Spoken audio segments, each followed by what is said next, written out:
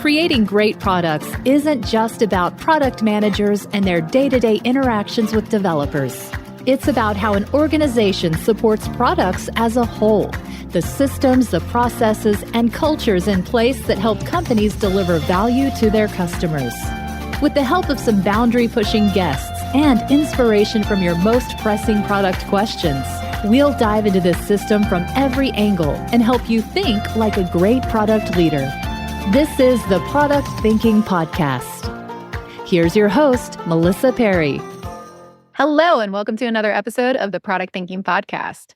Today, we're joined by Craig Saldanha, who's a Chief Product Officer at Yelp, responsible for bringing in huge investments in the implementation of AI and LLMs to their services. Craig spent almost 9 years working his way up the ranks at Amazon, from an internship all the way through to being Director of Product and Engineering for Prime Video International. I'm excited to talk to him about how he leads product management teams at scale. But before we talk to Craig, it's time for Dear Melissa. So in this segment, you can ask me all of your burning product management questions. And this week we have a caller. So let's go to the phones.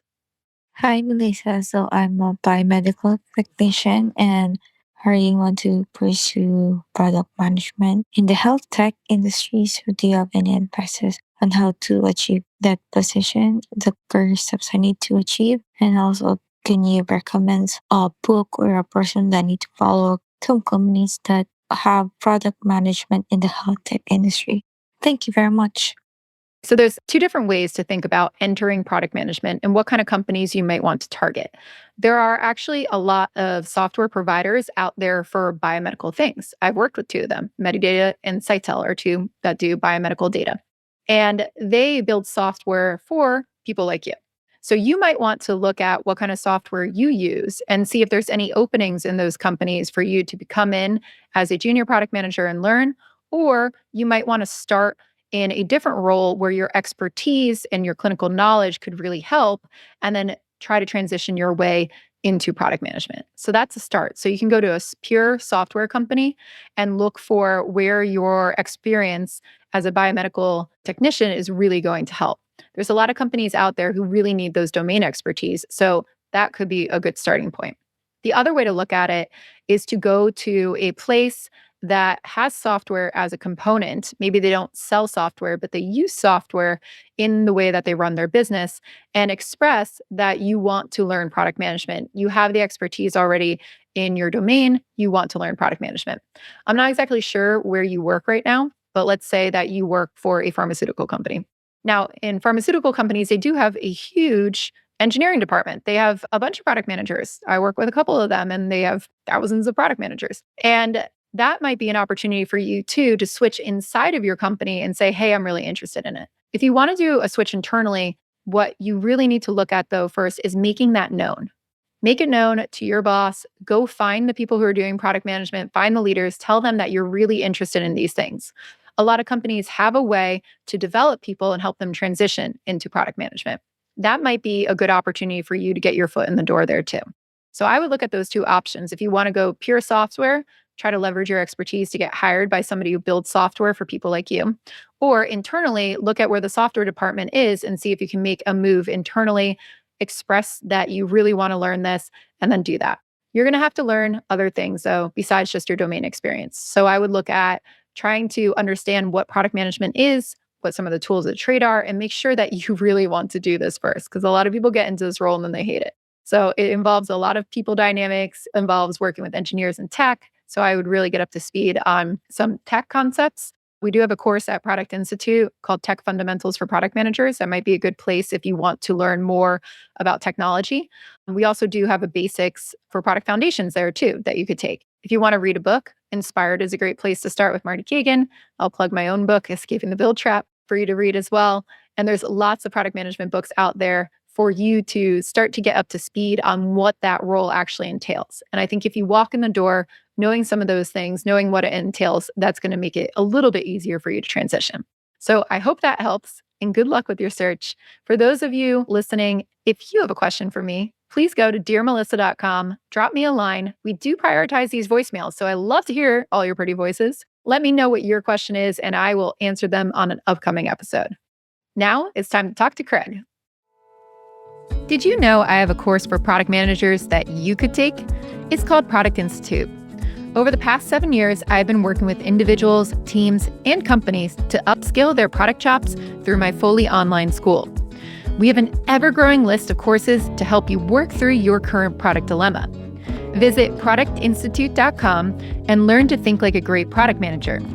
Use code THINKING to save $200 at checkout on our premier course, Product Management Foundations. Welcome, Craig. It's great to have you here. Thank you for having me. It's good to be here. So it is 20th anniversary of Yelp being around, and I think everybody out there knows Yelp. That's where we get our reviews. That's where we figure out where to go and what restaurants to eat at, what service places to visit. Can you tell us a little bit about what Yelp looked like when you walked into the organization?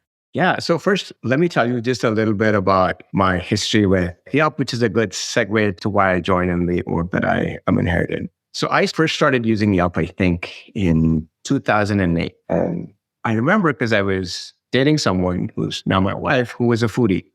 And she really prided herself on finding the hot and new restaurants and wanted to always go out. At the time, I was a very nerdy engineer who really viewed food as a vehicle to get through the day. And I spent a lot of time at chains. And so when we were dating, Yelp was my lifeline. I would go to Yelp to essentially impress her and pick all of these nice restaurants. And even more than that, when we went to a restaurant, there was often times that I would look at the menu and have no idea what these fancy dishes were. And so she would make fun of me because I'd pull up Yelp and look at the pictures and kind of decide what food I wanted to order. And so the opportunity to shape a product that I had loved for so long and used for so long and such a key part of my life was what essentially brought me here.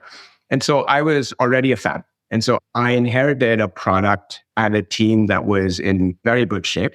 And, the focus was really looking ahead. How do we future-proof Yelp? How do we make Yelp appealing for the next decade? That's awesome. I used Yelp for the same reasons, and I like that it has such a unique part of your relationship there too. When you talk about future-proofing Yelp, can you tell us a little bit about what's the situation look like for Yelp? Now we've got Google reviews out there. There's other places for reviews. I know Yelp was one of the first ones on the market. Tell us a little bit about what it looks like from your perspective and how you think about differentiation. I think what makes Yelp special is its consumers. We have such passionate folks who write the most in-depth reviews about their experiences, about the dishes they've had, about the ambience. And so I think what separates us from some of our peers is the depth and the breadth of the reviews that they have. I think it's why customers trust us when they want to pick a local business to connect with. And that's really the focus. I had a friend in New York City who was one of the Yelp top users, and we got invited to all these restaurants and lunch parties and all these different things all the time. So, and I know she was very passionate about writing her Yelp reviews. So I know you've got like a collection of people who are just the backbone there. Like, do you think about like how to engage those people all the time? Tell me a little bit about the customer obsession. Our Yelp Elite Squad is just awesome. And they champion us in the community, but they also provide guidance for everyone else. The reviews that they write are so in-depth and so helpful. It does form the backbone for a lot of what folks are looking for. But I think the nice part about Yelp is that every review is equal. Every review is important. Every review is valuable. And our Elite Squad is always a source of feedback. We have a lot of feedback sessions with them. But for me, personally, I end every week with looking at customer feedback. So folks who post on Twitter, folks who post on our page, folks who engage with CS. So we have so many different channels, and that really forms the basis for what we prioritize, how we think about our roadmap, and how we think about evolving our product overall. When you're looking at the product strategy as a chief product officer, coming into a new organization has got to be slightly overwhelming. And I think you had an interesting time too, because you were fully remote onboarded. And Yelp is not a small company by any means. When you came in, how did you get up to speed with, what was going on and what problems you need to tackle? What's your way to get set up there? Gosh, that's such a great question. Prior to Yelp, I spent a decade at the same company. And so I knew everyone, and I used to walk the floor every day, and I kind of knew my team. And I was really worried about this. And it actually turned out to be a super cool and super interesting onboarding experience. So there were a couple of things that were very helpful, some that I was forced to do, and then others were just a byproduct of being remote. So the first was I got a chance to shadow our CEO and founder, Jeremy. And so I basically shadowed him for a couple of weeks, attended all of the meetings he was in, and even beyond product, just got a sense for the whole company and how it worked and how and what actually made it tick. And I don't think that that would have been an option had we been in the office. This was really helpful just to be a fly on the wall. And I thought that was super, super interesting. But what was even cooler for me was because we were a fully remote organization, I knew that there would be folks coming in after me who would need the same kind of context that I was getting as I was wrapping up. And so I decided that I had to codify what the product culture was and what the product ethos was. And so I ended up writing 5 tenets that I think are just very core to how we think about Yelp product. And what was interesting was I remember taking them to Jeremy the first time and I said, hey, from all of our conversations, I've written down these 5 tenets. And he kind of read them and he said, maybe 1 and 2 make a lot of sense. 3, I would modify, and 4 and 5, I actually don't agree with. And so that set up 3 months of debates that me and Jeremy and other members of the exec team had. And there were these really in-depth debates that we had just based on these 5 tenets that I had written. And after 3 months, we rolled them out to the whole organization. And that's the basis of what we use for our decision-making. So ended up being a really positive experience. And I got a chance to really tap into what made the organization tick and then put it down in actual words and writing. What are your 5 tenets? So tenet number 1 is delighting a two-sided marketplace, which essentially means we acknowledge that we have 2 different constituencies that have different goals and needs. And while we always look for a win-win, there's some instances where there's going to be conflict and we have to use extremely high judgment to resolve those. 2 is a decision-making. We talk about one-way doors and two-way doors, and we want to move very quickly to two-way doors and roll things out and experiment quickly. But when there's a one-way door decision, like a pricing change, which would be hard to roll back, we want to be very slow and thoughtful and deliberate. Tenet 3 is we want to be consistent, scalable, and self-service. And that just speaks to building an MVP is great, but we want to build at scale. And we want to be thinking about that from the time we write down the requirements. 4 is we want to be diverse and inclusive in our product thinking. So we have a very diverse and inclusive set of consumers and a very diverse and inclusive team. And we want to be very thoughtful and deliberate about making sure that every feature that we roll out has the broad appeal. And then the last one is think big and learn fast, which essentially means we want to take big swings, but we want to be honest and upfront about the risks and hypotheses. And we don't want to be scared of failing. When we fail, we want to learn fast and sunshine it so that other people don't make the same mistake. So they sound somewhat general, but if you spend time at Yelp, you'll see that they're at the very core of everything that we do.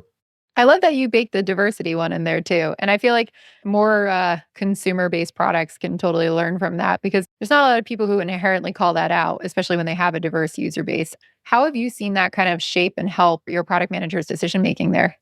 So first, I think that implicitly, a lot of product managers want to build diverse and inclusive products. And so what we wanted to do was by making this explicit, we thought that we were empowering them to make the right trade-offs. So very often I found that people would come up with really good ideas that had broad appeal, but they might favor narrower ideas that drove revenue or drove some metric that they were being goaled on. And I found this especially with more junior PMs. And so by codifying this, they can now point to a tenet. And even if someone like me or someone else says, hey, I think this should fall lower on the roadmap, they can remind us that it's core to what we're doing. We've said this explicitly, and it's a good checkpoint for us to say, let's go back and move it to the top of the stack. That's such a good point. I feel like there's almost like a war sometimes between our OKRs and our goals that we want to hit on our product strategy. And then coming back to our tenets or the principles that we actually believe in. And so often in companies, the tenets will get sacrificed for the OKRs because people will see them as higher priority. How, as a leader, do you make sure or do you work with the executives or your product managers to kind of balance what you want to hit from the OKR perspective, but then drive it back to that mission and goals? And where's the leeway? I think a lot of people have a question about like, how do I know these things need to get done? I've heard this from product managers, right? Like, I know these things are going to be good for us, but I'm trying to justify it back to our OKRs. And it might not align absolutely perfectly, but it's one of those fundamental things where I think it's going to make a difference. Like, how do you balance those things?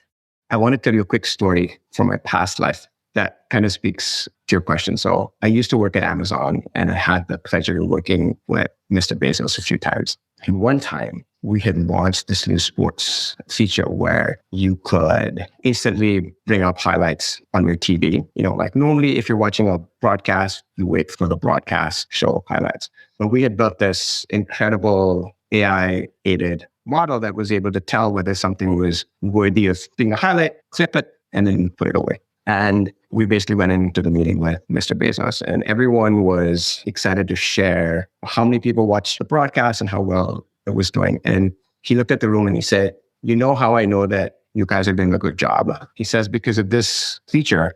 And the reason I know that you're doing a good job is because this feature is purely to delight the consumer. No one is going to watch more. We're not going to make any more revenue, but you built this because you knew that consumers would absolutely love it. And it'll take us a long time to figure out whether it moves any metric at all, but that's important. If you build things that people love, you're definitely going to be okay in the long term." And that's, shaped a lot of my product thinking. And so to go back to your question, being a fully remote organization, we spend a lot of time upfront in every product meeting. Every time there's a new product or a feature, we spend time upfront with the tenants and other mental models to make sure that we're not losing sight of the bigger picture. If we're aligned on that, then the OKRs and the short-term goals are almost secondary. So we feel really good about our roadmap overall. And then the minutia of, does this make a difference if we pull this forward to Q1? It may drive an OKR versus if it shifts to the end of the year. That kind of stuff is where we let our OKRs guide us. Do you do anything to kind of balance that where you're looking at the portfolio roadmap or you're looking at your percentage of time people are spending places? Like, how do you also ensure that it doesn't swing in a super different direction, right? Where you're not hitting any goals, right? And you're just delighting a bunch of customers, but not bringing in revenue. I feel like this is one of those things where product people just fundamentally have such a hard time balancing this. And they're like, how do I make the case for this? But then how do I oversee it and allow people the space to go do that, but not get carried away, right? In a way where we sacrifice the whole company for that. Great question. I think it boils down to balance. So we think about our OKRs or goals as what we want to achieve and our tenets as how we want to achieve them. And so the way our planning process works is there's a top-down set of goals that we start with, and then there's a bottom-up set of goals that the teams come up with. And the top-down set of goals are generally from me, and they're based on what I want to see deliver in the next 3 to 5 years, and working back, what does that mean for next year? And the bottoms-up goals are really what our consumers asking for, what our local businesses asking for, what are our focus groups telling us. And then over the course of a couple of months, we essentially marry both of those and come up with the right balance. And a lot of it is the ROI, both in terms of the impact it has on our top line and our bottom line, but also the impact that it has on consumer delight. And so that's how we balance the short-term roadmap versus the long-term. This is what our product ethos is. So when you set the goals, are you going back to the teams in those planning session and then telling them, hey, tell me what we can do to meet these goals? Yeah. So we give the team an initial set of goals as a guide, and that helps order how they're thinking about their roadmap. But independently, they have an opportunity to come up with, these are the things that we think consumers really want. So independent of your goals, independent of where we think the company needs to be, this is what consumers have been asking for. And they're asking for it either directly through the various forums that I talked about, or the data is telling us that, engagement is great up until this point in the flow, and then there's a drop off. We have to fix what's happening. So they have a backlog of items that they know that they want to get to, and then we kind of marry that with, as we get to all of these how much of our goal do we achieve already? Do we achieve all of it? Are there new initiatives that we have to focus on? And then where do we prioritize those on the roadmap? One other part that I see with organizations when they're doing this top down, bottom up type planning is they have a really hard time aligning all these things also across products or across teams. What do you do to make sure that, like, the people below you, directors of product on different types of teams or VPs of product that might be reporting to you, how do you make sure they're all collaborating too towards the same goal? I'll say that in some of the podcasts that you've done on product ops are very interesting to me for this exact reason. This working across teams can sometimes be very hard. The short answer is every team does their best to work out their own dependencies, and then we recognize that they're probably only going to get 60% of them. And so we do have a small product ops team that then owns the overall level roadmap, and then they really get us from that 60% to 100%. So they'll say, well, these three teams say that they have a dependency, but last time teams D and E also had a dependency, and how do we reconcile that?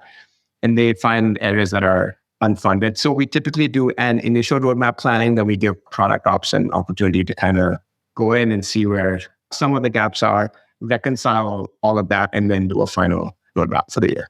Do they have a product background, the product ops people you have on your team? Are they looking at data around what you're covering, what you're not covering? Are they putting it into the tools? What do they do to kind of build that final roadmap? So they work across product engineering, sales and marketing, data science, and business operations. And they're the unifying force. They're a very small but mighty team. And then like the unifying force of making sure that we dot the I's and cross the T's. I'll just say that I think every year the team gets better with understanding where their dependencies are. But we do have this safety net, which is very powerful. Are you eager to dive into the world of angel investing? I was too, but I wasn't sure how to get started. I knew I could evaluate the early stage companies from a product standpoint, but I didn't know much about the financial side. This is why I joined Hustle Fund's Angel Squad. They don't just bring you opportunities to invest in early stage companies, they provide an entire education on how professional investors think about which companies to fund. Product leaders make fantastic angel investors, and if you're interested in joining me at Angel Squad, you can learn more at hustlefund.vc/MP. Find the link in our show notes. When they're looking into dependencies too, what type of work do they do to surface that up and reconcile it? Once they find a dependency, I'd say the vast majority of time by simply flagging it to a PM or the engineer or the engineering leader, teams can essentially work amongst themselves. We definitely follow a distributed decision-making process where we focus on context and judgment and really let people autonomously operate in a way that they see fit. In the rare occasions where accommodating a dependency would significantly push out a team's roadmap. As an example, our commerce team, does payments, they do accounting, they do tax, they do a whole bunch of things. And so rearranging their roadmap is a high judgment endeavor. And so then that bubbles up to me. That sounds very useful for something at scale. It sounds like your product ops people are making critical decisions like that impact the business, and they have to know enough to be dangerous there.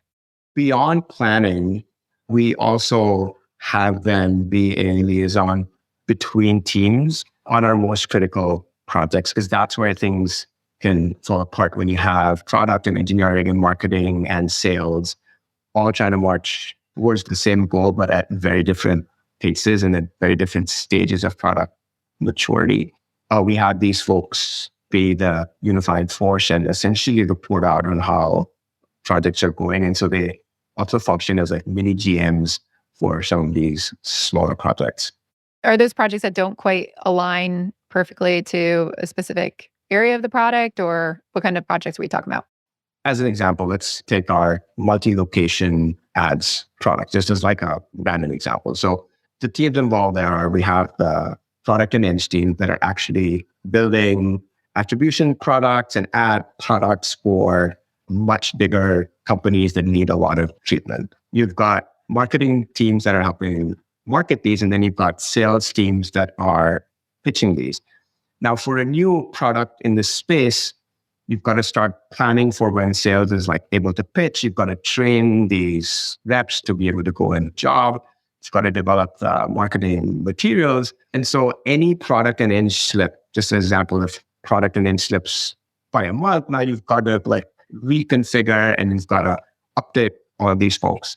And so the product ops folks will play this role. They will attend all of the stand-ups to understand what's going on in product and inch. They develop a really good sense of when folks say things are going to slip by a week, is it really a week? Might it be 2 weeks? And then they're able to translate that for the leaders who are then marshaling these huge resources. We have a big sales team, right? And so they're basically able to play that role. Okay, so they're streamlining the communications between the different areas and keeping them up to date on the progress from the product roadmap and making sure that that's transparent to people. I love hearing about how other people are doing product operations. I think it's always really fascinating. So we talked about you came in, you shadowed the CEO when you started at Yelp, and then you built these product tenants. What else did you do to kind of think about where Yelp was going? I know when you came in, we talked a little bit about it, but maybe you can tell us about how far they came and what else needed to be done. But Yelp had moved in 2019 from like a sales-led model to a product-led model. When you walked in and you were trying to assess like how far did we get or what's changing, what did it kind of look like for you? Because in my experience, that can take years to actually manifest and keep continuing. What do you think was critical to make that change stick? And what do you continue to do as a CPO today to make sure that you don't revert back to sales-led models? I'll start by just sharing my mental model for what I thought Yelp's product needed to be. And then we'll talk about some of the challenges of making that happen as we made the shift. My mental model was actually very simple. And looking back, it hasn't changed in 2 years. There were 3 things that I wanted the Yelp product to focus on. And I thought we had a very good start. The first was consumer trust. And I feel like there's 2 ways that we earn consumer trust. One is by the breadth and depth of our content that we talked about it. So it's protect our content and make it easier for folks to contribute. And the second was helping people effectively define their intent. So folks come to Yelp for all kinds of reasons, from finding a restaurant to finding like a plumber. And so I wanted us to focus on our search and discovery experience and really helping people from the simple things that they told us they wanted to do, get them very quickly to actually making a connection. So that was the first piece, the consumer trust. The second was making it enjoyable and engaging. And that just came from being a fan for so long. And so we've done a lot in that space. We rolled out reactions. We just rolled out a home feed yesterday, which is very visual and has video now, and just make the whole experience enjoyable. Every part. We have passwordless, login, just taking out friction and allowing folks to enjoy what Yelp is offering. And then the third was to focus on elevating services. I've got an older house and I do a lot of work around the house and I hire a lot of pros. And there's so much friction in the hiring process. It's not seamless. And so, one of my focuses was how do we come in and remove friction from the process, but also give people peace of mind. And, we've launched Yelp Guaranteed that actually gives you money if you used our service and then found your job not satisfactory. 3 very simple things which the team is focused a lot on, but what consumers really want us to focus on. I didn't know there was a guaranteed for Yelp thing. I also have to hire a bunch of contractors because I have crazy house things, renovations and stuff that I'm doing too. So I didn't even know that existed, but that's awesome. Yeah, if you use our request a quote feature that a lot of businesses offer, then we guarantee your work up to like $2,500. That's awesome. And I think that's such a differentiator from Google as well, because they don't do something like that. I focus very little on our competition and more on our consumers. So I don't know whether they've started offering it recently, but I'll say I actually use this feature a lot to give me confidence to hire new and underground businesses. Recently bought an electric car and I had to install the charger. And I looked up Yelp and found a 5-star or 4.5-star rated business with 400 reviews that service my area. And I used our request a quote. And our software recommended I get a quote from this new business and turned out to be a phenomenal experience. where I basically met this pro. He was just starting out on his own. His business was only live for like a month. He had such a great story. We, really hit it off. And he basically ended up having a relative from the city where I was born. It's just like this really cool story. And in the past, I would have been apprehensive to hire someone that had no reviews, that was just starting out, but knowing, this was like a $1,500 install, knowing that I was backed by a guarantee, that actually pushed me to give this guy a shot. And he was telling me that basically we gotten a lot of business in that way, which is cool. Like, this is like a win-win for everyone. Yeah, that's what I was going to say. I don't think it only helps consumers. It's like definitely what consumers want. But on the other side, it sounds like it's really helping small businesses that are just getting started out there to let people take a chance on them. So this feels like one of those problems where you solved both sides of that marketplace like very, very nicely. It's still early, but, looks to be that way so far. So when you're thinking about building two-sided marketplaces like this as well, we have the businesses on one side and the consumers here. How do you think about that balance? And we talked a lot about like making the consumer happy. Like, how do you also think about what the businesses need, since they're usually the ones who are paying, right? Whether they get advertised or the revenue. And I know you do ads and stuff through that. Like, how do you balance the two? It's hard. And I think the best advice I can give PMs is, when you are building a two-sided marketplace, have a clear mental model for how you're going to resolve the conflict. So I've worked in 3 two-sided marketplaces. At Amazon, I launched an ebook subscription service where the two sides were authors and readers. I worked in Prime Video, where the two sides were consumers who were watching, and then movie houses who were making movies. And then now at Yelp, we have consumers and local businesses. And I think as long as you have a clear framework, you'll be okay. And at Yelp, we always look for the win-win. So the metric that we optimize on is connections between local businesses and consumers. At Amazon, we were very focused on consumers. And so we focused on giving them the best experience while being fair to the other side of the marketplace. And so I think you can build a marketplace as long as you have a clear framework and stay true to how you're going to resolve that conflict and goals.